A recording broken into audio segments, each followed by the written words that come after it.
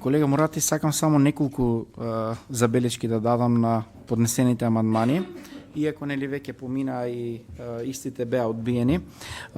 Сакам да ве насочам само на моментот дека ја имате реално промашено вашето согледување на на измените во овој закон на неколку нивоа.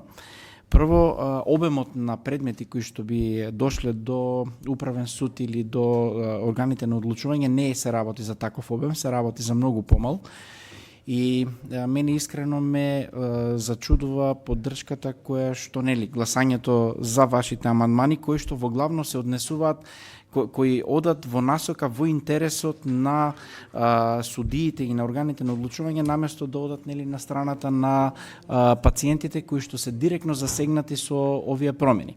Ако можете да забележите и вие самите го кажувате тоа мислам се е видливо од поднесоците од вашите амандмани, моментот дека се менува моментот дека комисијата треба да одлучува, наместо нели комисија одлучува судот. Сега, прво, судот одлучува во момент кога странката, кога пациентот ќе смета дека не е остварено некое негово право, кое што сметал дека треба да му биде овозможено од страна на Фондот за здравствено осигурување, односно независно за што ќе се однесува, дали ќе биде за одобрување на лекување на некој пациент надвор од државата, дали треба некои посебни услови за такво нешто.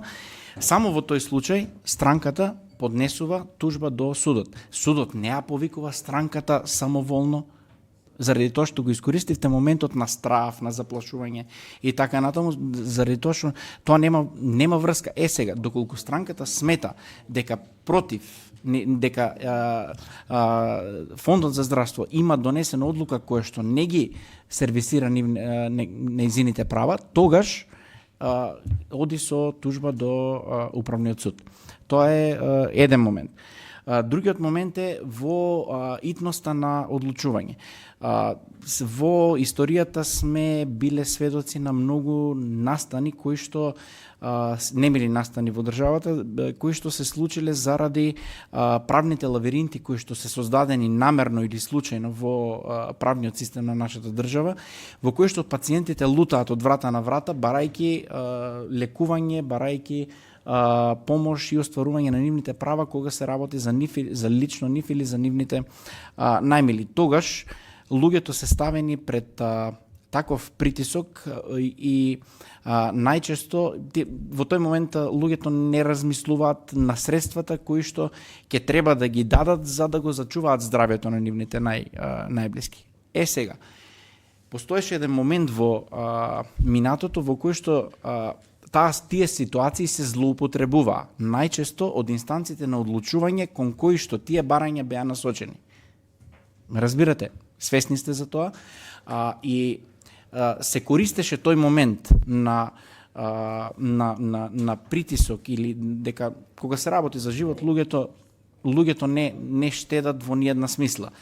И во разноразни форми луѓето беа оценувани, луѓето беа ставани во такви незавидни ситуации, но сега во овој момент со воведување на рокови за постапување, и јас ве разбирам вас дека сакате да придонесете кон заштита на интересот на вашите колеги суди или на учесниците во правната фела во однос на растеретување на моментот на роковите. Но во комисиското одлучување отсуствува и моментот за медицинска експертиза, кој што со сопствениот субјективитет членовите на комисијата одлучуваат, но во тек на судските постапки судијата може да се повика на експертиза на експерти кои што се од доменот на проблематиката која што се разработува во моментот, независно нели за што и да е поднесокот, и може да има објективна пресуда, објективна одлука врз основа на информирано мислење, односно врз основа на експертиза, а не на субјективитет од луѓе кои што се поставени во комисија одлучуваат како ќе се договорат. Тоа не постои повеќе. Разбирате? И сега, не можам да го разберам вашиот момент на, нели, за инсистирање, можам да го разберам, ја сваќам вашата поедовна точка, но сепак мислам дека предлог измените се на место, предлог измените се во интерес на пациентите, се во интерес на луѓето кои што им е неопходна оваа помош во одреден момент, заради тоа што повеќе или помалку сите можеме да се најдеме во некоја незавидна ситуација.